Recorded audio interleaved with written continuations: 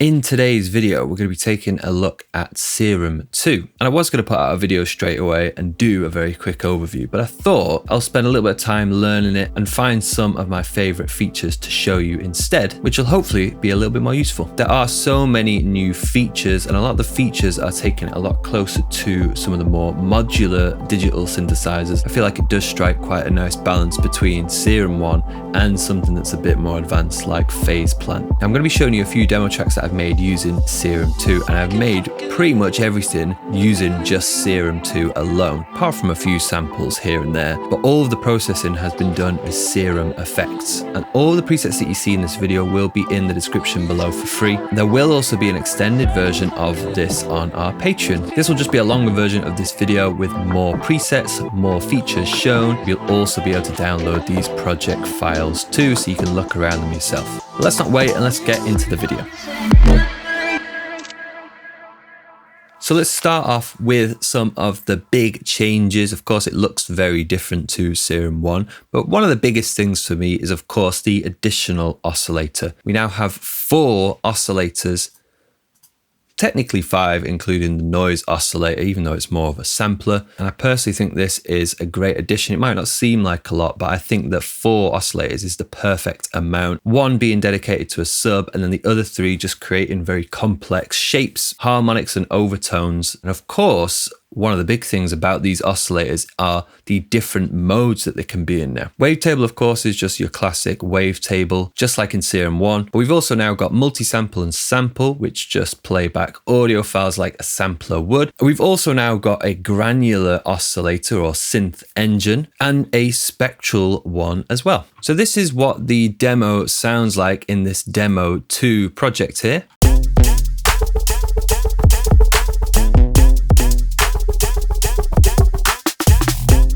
And this is part of that bass line, the wobbly section.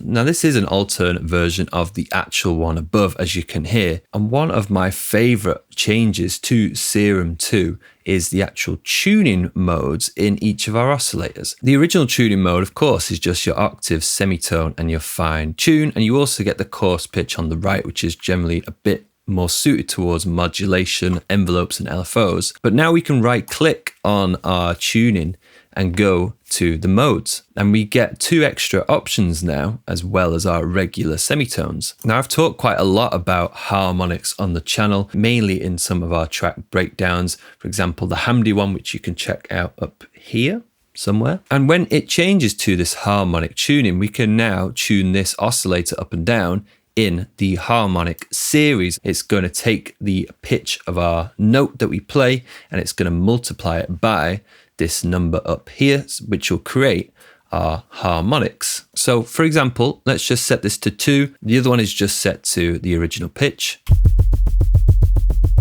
If we keep going up,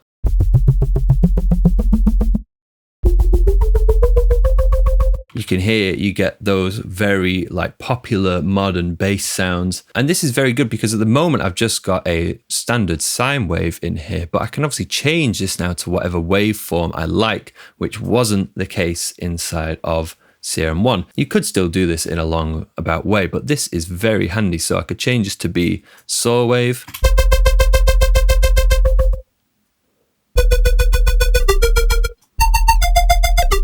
Very, very quick and easy to make those kind of bass sounds, or just to inject a little bit of extra tone into your sound. The octave doesn't change on the left and the fine tuning doesn't change on the right, but the third way in which we can set our tuning is on the ratio mode. And this ratio mode is used a lot in FM synthesizers. It's actually very similar to that harmonic switch that we can change over here, but we do have a few more options. You can see on the left, we've got our source. So this will link the pitch of this oscillator to any of our other oscillators. So if I link this to oscillator B, then you won't see anything change up here, but now this will have the same pitch as this oscillator over here. So if I just turn this oscillator off for the time being,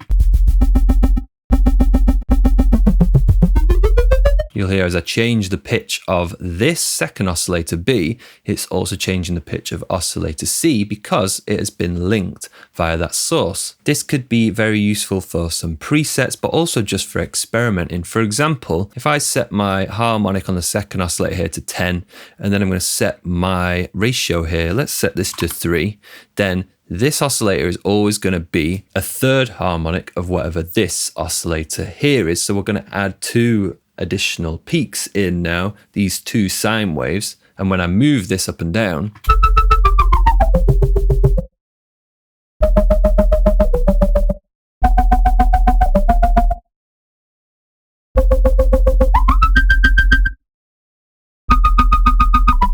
but the other interesting thing about this ratio mode is that we'd not just set to these integer harmonic numbers. This is still multiplying that original pitch by this number, but now we can actually set this to numbers in between, for example, 2.5, which is halfway in between the second and that third harmonic.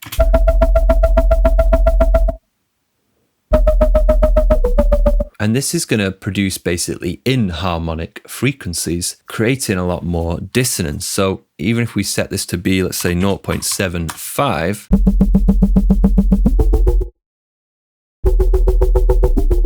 this oscillator is actually now lower in pitch than this one. What we can also do is come into our FM section down here in the warp, set this to oscillator C,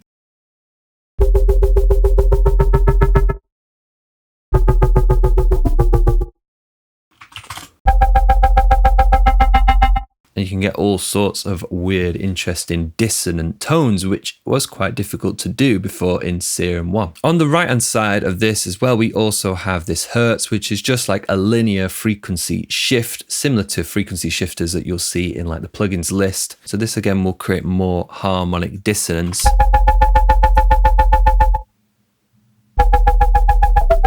Which can sound quite nice in some instances. And this brings us on quite nicely to one of my second favorite new features, which is, of course, the frequency modulation routing. In the original Serum, you really just had a choice of FM from A, from B, from noise, or from sub, which were quite a lot of options. But now with that extra third oscillator, you can see in the list that we have now A and C. We're on oscillator B here, that's why B isn't there. We also have noise, sub, and we have filter 1 and filter 2. But as well as FM, we also get PD, which is phase distortion. And phase distortion is actually used quite a lot as an alternative to frequency modulation, because it basically achieves very similar effects without as much processing power. And if you've ever used the original GOAT of wavetable synths, which is massive, this used to also have a PD section on there, which is basically this. We also have the option of PD self, which will just phase distort, frequency modulate in a way with itself. There's also another little feature at the bottom of this list where we have 3 different options for our frequency modulation. Here I've got a setup with oscillator A and B, and oscillator A is being modulated by oscillator B. So as I turn this up, we get your regular kind of FM sound. If I go to the bottom of this list, I can switch FM modes. You can have a look in the manual at this. I still don't fully get my head around exactly what the differences are in terms of how it's doing it, but let's just switch over to exponential, for example.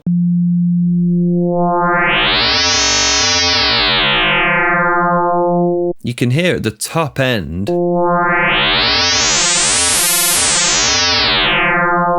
it all starts to get a little bit weird on that exponential version. So it's like a different flavor of FM synthesis. And the final one is linear, which sounds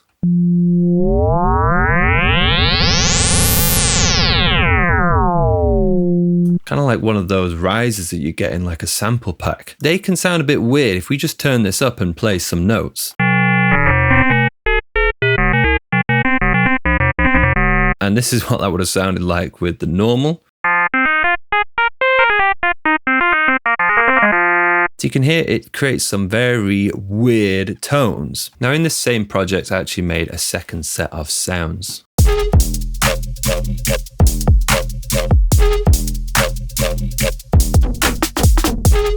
I didn't spend a lot of time on this last sound over here, but it's the next thing that I want to talk about, which are the spectral oscillators. So a spectral oscillator will resynthesize your sample audio file into sine waves, individual sine waves. And that's pretty much what you can see on the screen. All of these lines, this is a spectrogram. If it's lighter, like you can see at the bottom, these are louder, darker, quieter, low to high. And then time runs along the x-axis here. And I really like these spectral oscillators for adding in noise and imperfections. And I think this is one of the big things I'm going to talk about throughout this video, is Serum 2 is now really good at adding imperfections, which you could still do in Serum 1, but it was a little bit more difficult. And when I'm talking about imperfections, audio files, samples all have many more imperfections than wavetables. And I'm talking especially about real recordings of instruments. Just because they aren't perfectly in pitch, they slightly detune in and out, and they also have a lot of noise and background sounds too. So for example, on this sound at the end of the loop here, if I turn the spectral oscillator off in the middle here, you can hear it's adding in that like wobble in the middle. I've got it set to an LFO, so it's being controlled in its volume, but I'm also using it to frequency modulate and phase distort the other two oscillators. So if I bring up A, for example, or C,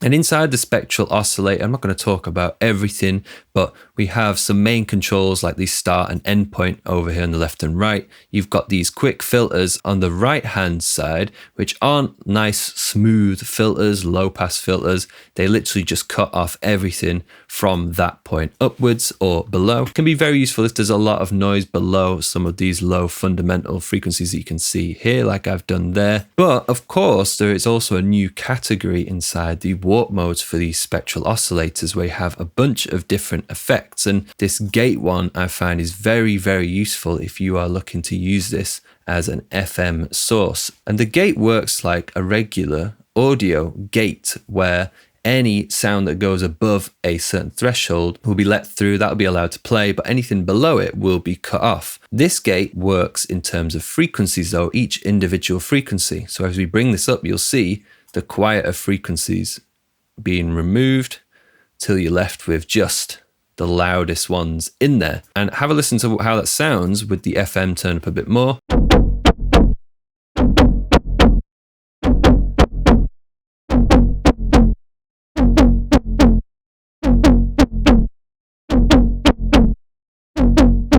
You can hear it just cleans up our sound, just leaving some of the more prominent sine waves or frequencies, which is generally much better for frequency modulation. And there's another very good example in this other demo project here.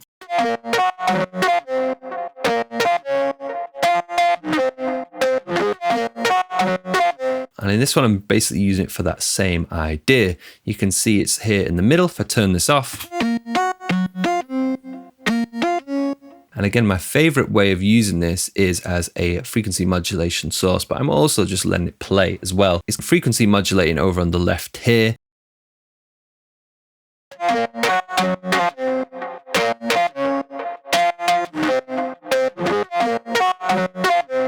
And this does lead us on very nicely to the next part I want to show you, which are the granular oscillators. Now, if you're using Ableton, you hopefully will have used Granulator 3 or 2 before. And this granulator oscillator is very similar to that. Quick things to point out, we've got the scan mode again, just like in the Spectral here. That will play through our waveform like this, and we can slow this also right down as well. And at the moment, the scan will just play through the whole sample. But if you come up to where it says one shot, you can also change this to manual. And this will just be a frozen granular point, which is again very similar to Granulator 3. We have the density control after this, which will show us the number of grains. I think that's played in a second. Need to just be a little bit careful when turning this up because your CPU can really get hit by this. And then the length after this controls the length of each of those individual grains. And the most important part of this granular synth are all the controls underneath, these randomize options. Most important ones being the length, the offset over here on the left-hand side, and these are just going to randomize each of these parameters above every single time one of these grains or these samples is being played. If I turn all of these randoms off, you just get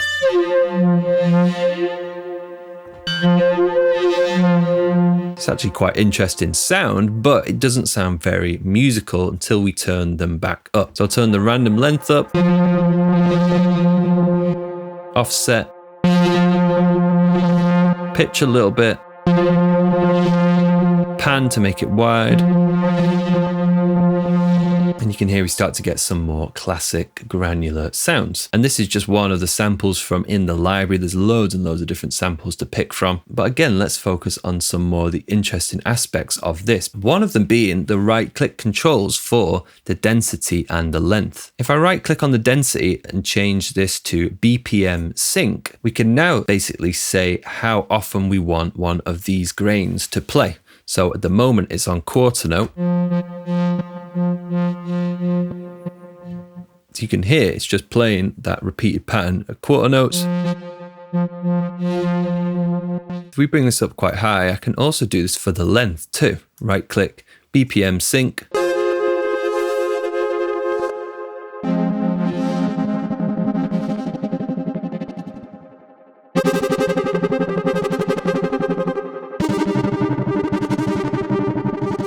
And every time you play a key, it will start that sequence again. It's not like an arpeggiator. It's just playing the sample back at very, very short increments. So if I play a chord, but I stagger the notes slightly as they go up,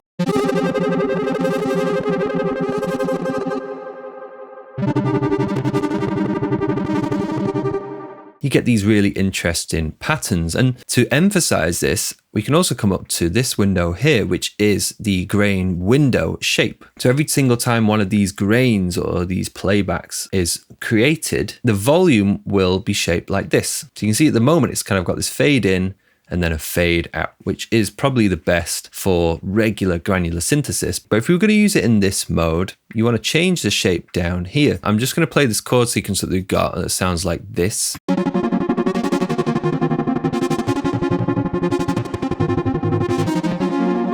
Now, if we change it to that exponential decay or exponent decay, it sounds too short until you bring the amount down.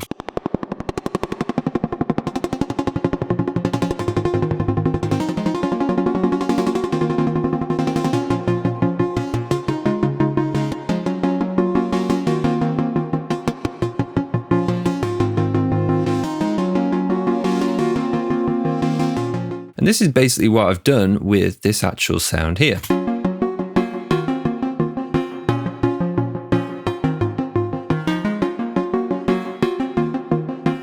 Got the length set to a half note. I've got the density to a quarter note. Some of the notes inside the sequence here are just slightly staggered, and they'll start to create these rhythms that kind of bounce in and out of each other, playing between the notes.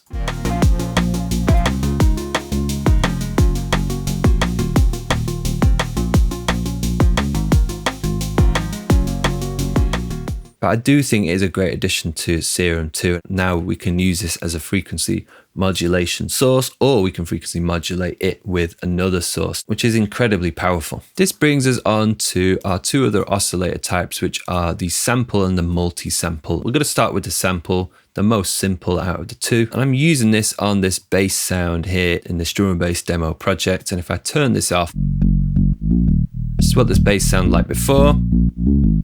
And I'm going to turn the sample on now.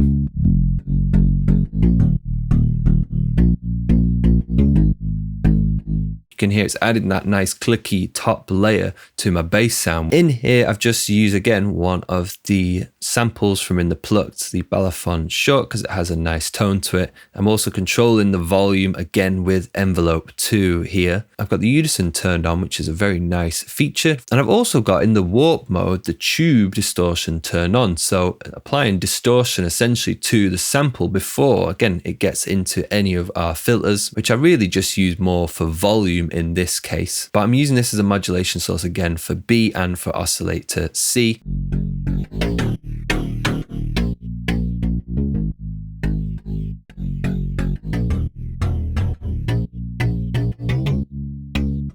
And you can hear like all the noise from the sample and the inharmonic tones that come through really help shape those other oscillators into this bigger, more complex waveform. There's not a lot more to really say about the sample in here, but let's move on to the multi-sample version, which I'm using just below it here for this sound.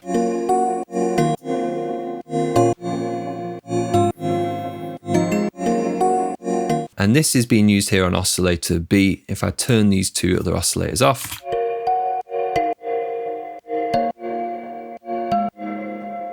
and there's loads of other samples to check out in here. They even have full drum kits that you can program in here too, which is an interesting thing for sure. And in the multi-sample here, we've got the velocity track, which is on 100, which I definitely recommend to keep on. They've also got this envelope down here in the bottom left where you can override, I think, envelope 1 from controlling this oscillator, and you can shape it exactly how you want with your usual controls. And there's also a little delay here, so you can delay the sample very slightly. If I turn oscillator C back on,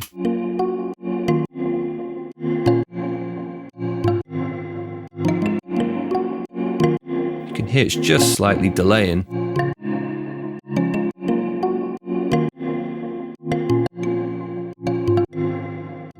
You can BPM sync this too. But you also have this timbre switch here.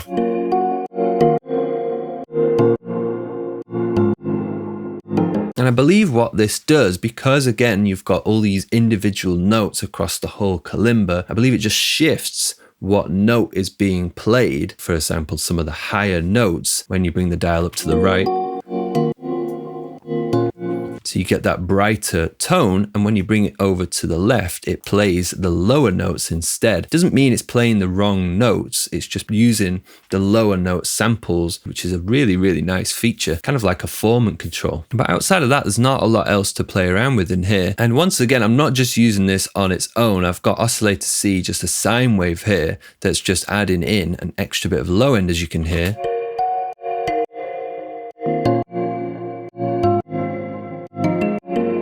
And then oscillator A isn't actually being played, but I'm using it to frequency modulate our multi-sample here. This is a great technique if you want to add some extra brightness to a sample like this. You could, of course, jump straight into an EQ, but a great way to also do this is to use frequency modulation. And I've got this mapped to this bright control down here in the macro, and you can see it's just controlling the amount of frequency modulation from A. And I've got oscillator A as this triangle wave. It could be a sine wave as well, but the harmonic, as you can see here, is set to 23, very, very high. But have a listen to what happens when I bring this up and bring up the amount of FM.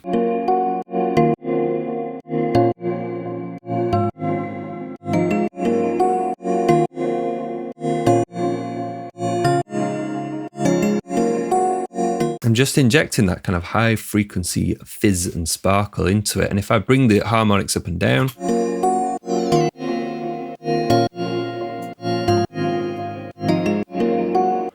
and there are all the different new oscillators. Again, there's loads more details in those. And this brings us back to this first project that I was looking at in the beginning, because now I want to talk about the new buses in Serum. And if you go into this new tab, the mix tab, you can see we basically got like this channel mixer view where you can control the volume of all of the individual layers, as well as things like pan, where they're being sent in terms of their filter. But we also get, of course, these two buses, 1 and 2 over here. And if you don't know what a bus is, it's basically just an empty track that you can send things to be processed by effects. You could also group instruments into them as well. And the default way in which Serum loads all of these up is it has the two buses 1 and 2 being sent out to the main output. So anything you send to buses 1 and 2 will eventually go through your main bus over here on the right hand side, and then it will also end up coming out of the direct after that. And to send things, you saw it before in the filter here, you have these send dials here for bus 1 and 2. Turn this up, it'll send it to bus 1.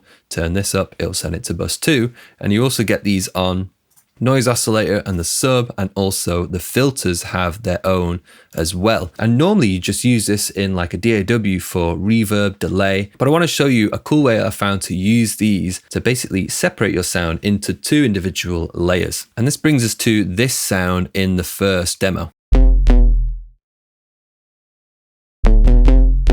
It's got a granular synth with a sample in here as well. The sound has a sub oscillator in the bottom end, and then the other three oscillators basically make up the top pluck of that sound. And one of the things that you used to be able to do in Serum 1 is you'd be able to use the effects to process oscillators A and B, distort them, add effects to them, and then send them out to the output. But you could also send the sub just directly out to the output and miss out basically on all of those effects, leaving you with this nice clean sub and then processing above that. But sometimes the sub can lack a little bit of control that you might want to process, like compress or distort very slightly. And this is now fixed inside of Serum 2. And what we're basically going to do is we're going to send the top part of our bass to bus 1 and the bottom part of our bass, the sub, to bus 2. And then those will both get added together in our main group that we can then compress and distort those two signals as one, which is always very important when you're layering instruments. To do this, I found that using the filters is a great way of collecting instruments together and then sending them to one of these buses. So my oscillator A, B, and C are all being sent to filter 1. And filter 1, as you can see, is this low pass 24 dB. And the sub oscillator over here is actually not being sent to anything. And this is where the trick comes in, because I've got my sub being sent to bus 2 and I've got filter 1 also set to none, but being sent to bus 1. It's not being outputted anywhere, the sub and the filter, but we're sending them to bus 1 and 2 separately. Now, if we look at the mix here, bus 1 is the top, the plucky part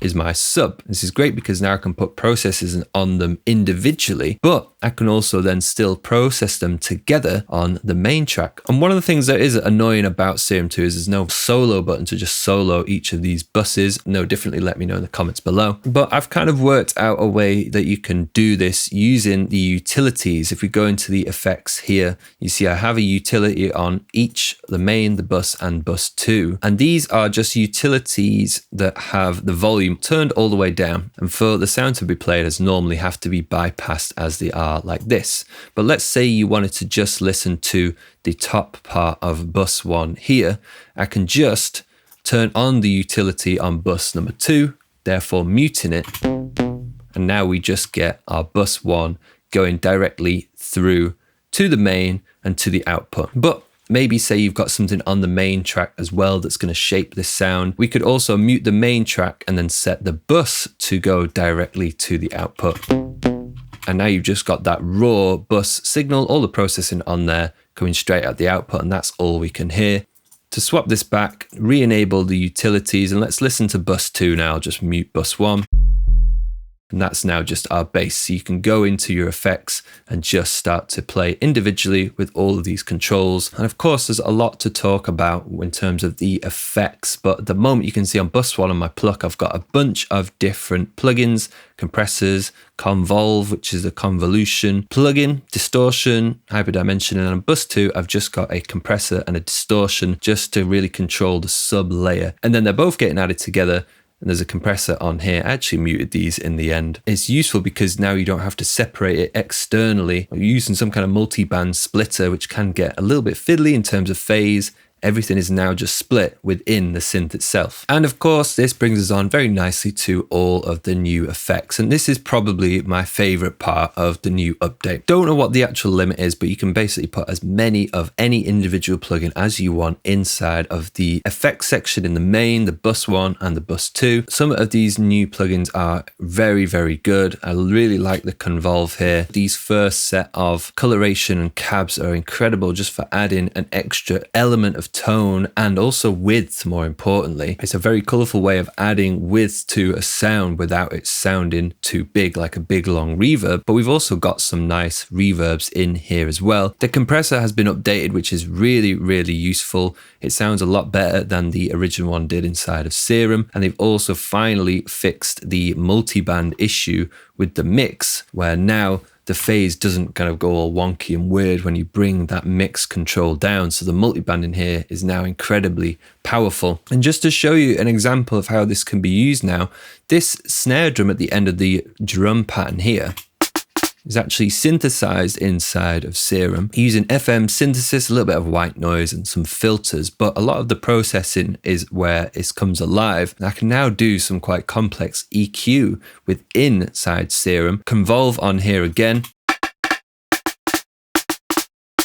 Got a distortion after this, then a compressor with a little bit of a longer attack. Loads of great presets in here as well you should take a look at. Some that are meant to simulate some classic studio pieces of equipment like the SSL glue and the 1176 up here. Then got a distortion after this. I've got a final equalizer just like you'd have inside of Ableton in your plugin list. And then I've still got space on my bus here to add reverbs and short effects, parallel processing. This is going to make a lot of the presets that you get inside of Serum sample packs now sound amazing because you don't have to rely on other third-party plugins to do so much processing. I'm sure there is loads more to talk about in Serum. These are just some of the things that I've found incredibly useful and really powerful that define it from Serum 1. If you learned something new in this video, please like the video and subscribe. If you've not seen the channel before, you can check out some of our other track breakdowns where we break down and analyze songs from their composition to their synthesis, sound design, and even some mixing too. And if you also didn't know, we also offer online one-to-one tuition where you can basically learn whatever you want to learn. Come and have a chat, drop us a message, send us an email. We can create a custom plan focusing on the topics that you want to focus on and working on your projects as well. And right now we have 25% off all online one-to-one packages, which ends at the beginning of May. I think it's May 1st. The links will be down in the description below, as well as the free preset pack from all the sounds within the video. There is an extended version of this video on our Patreon where we show off more presets, as well as some of the presets we didn't cover that will be in the project files too. But thanks for watching the video, and I'll see you in the next one.